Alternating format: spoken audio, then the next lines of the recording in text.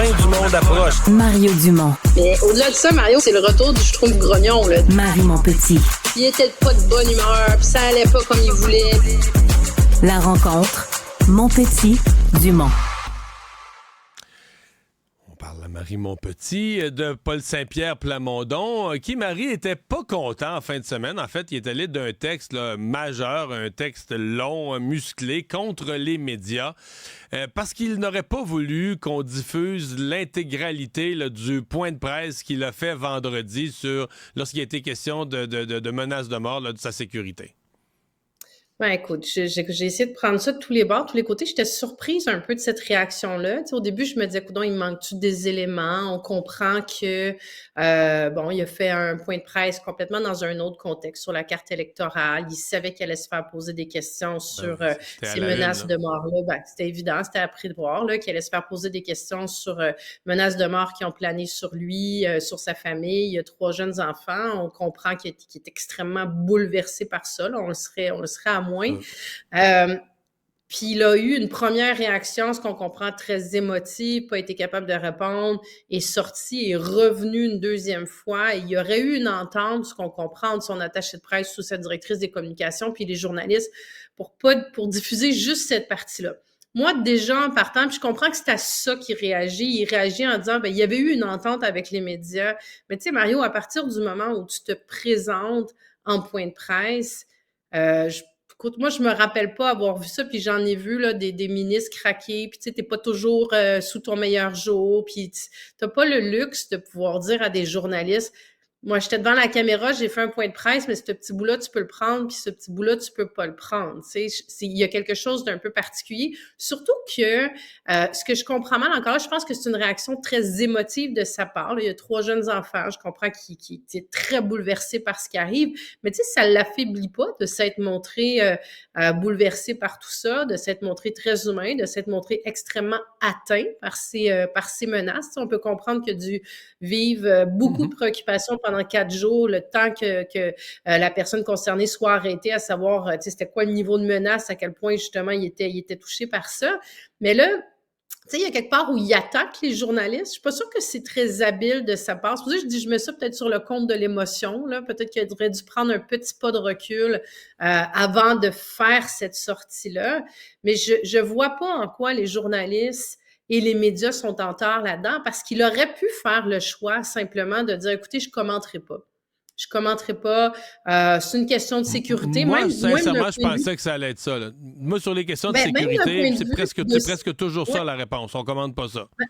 Exactement. Tu sais, même le fait que se soit retrouvé dans les journaux, je pense pas que c'est inapproprié que ce soit dans les journaux, en ce sens que c'est une information publique, tu sais, ce n'est pas une information privée, mais ça reste qu'au niveau de la sécurité, je pense qu'il y a certainement des enjeux. Donc, il aurait pu simplement dire, écoutez, il y a des enquêtes qui se font et voilà, je commenterai pas davantage. Mais, tu sais, au-delà de... C'est pour ça que je comprends pas sa sortie. Ouais. C'est parce que il a l'impression d'être affaibli parce qu'il a pleuré publiquement. Pas du tout. Mais Marie, ce que je comprends quand même, il y a un petit malentendu aussi, ou je sais pas trop, parce que il semble pas avoir de journalistes qui corroborent l'existence d'une entente. Les journalistes disent c'est vrai là, que l'attaché de presse nous a dit, tu sais... Bon, il faudrait pas diffuser là, le premier, la prise 1 du point de presse. Il faudrait diffuser juste après, quand il est revenu. Bon. Mais en tout cas, les journalistes présents, eux autres, ne semblent pas avoir considéré là, qu'ils ont signé un engagement ou qu'ils ont pris, qu'ils ont donné leur parole. Et de toute façon... Ça n'existe pas, ça, Marie. Ben non, c'est ça. Puis à mon avis, même, mettons un journaliste là, qui serait pris là, dans l'émotion du moment et qui dira « OK, on le diffusera pas ». Moi, je suis convaincu qu'il revient au bureau. Le matériel est sur la carte là, vidéo. Le matériel est enregistré dans la caméra.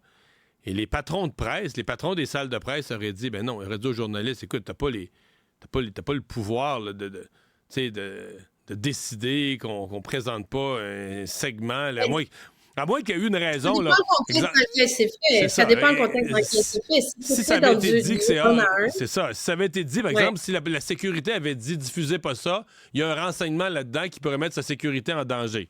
Là, je comprendrais.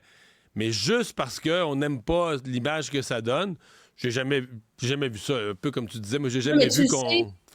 Tu sais, pour être passé par là, ça arrive souvent comme, tu sais, moi, je veux dire, ça m'est arrivé souvent comme, tu sais, comme ministre, comme député, d'avoir une discussion avec un journaliste, avec un chroniqueur, puis tu lui dis, écoute, je vais t'expliquer le contexte, mais on va faire du off, juste pour... Off the record, c'est ça. Ça, c'est clair. C'est off the record. Puis là, moi, la partie où tu peux me citer, c'est sur telle chose, telle chose. C'est pas tant contrôler le message, mais des fois, c'est pour que le journaliste comprenne un peu le contexte, mais c'est pas de l'information qui est nécessairement pertinente publiquement. Tu sais. Ça, je pense que les journalistes ont une responsabilité de protéger leurs sources, ont une responsabilité de protéger la confidentialité, sinon tu perds tout ce lien-là. Mais c'est pour ça que j'en reviens à partir du moment où tu as fait le choix de te présenter dans un point de presse, parce qu'encore là, il aurait pu faire le choix de pas y aller. Il y est allé parce que c'est un sujet du jour qui était important, mais tu peux pas te présenter puis dire, ben, je vous prenez cette image-là, vous prenez pas ça. Écoute, c'est-tu le rêve de tout politicien, dire, prenez pas la fin de ma conférence de presse où je me suis enfargée dans telle phrase. Mais encore là, je pense qu'il faut pas perdre de vue, c'est un émotif. Paul Saint-Pierre Plamondon, on l'a souvent vu bouleversé. Moi, je pense que c'est une très belle qualité de pouvoir être touché. Mais là, je pense que ce qui vient montrer, puis c'est peut-être ça qu'il doit voir, c'est l'impact, les effets que ça peut avoir sur le grand public, de voir combien un élu peut être bouleversé par une attaque, une insulte, de l'intimidation, une menace sur des médias sociaux ou autrement. Donc, je pense que ça peut porter fruit aussi, mais c'est pas à son avantage d'attaquer les journalistes de cette façon-là, c'est sûr. Non, et on s'entend que dans ce cas-ci, c'est une menace là, d'un calibre absolument horrible, absolument hors catégorie. Marie, merci beaucoup. À demain. Merci, Mario. À demain.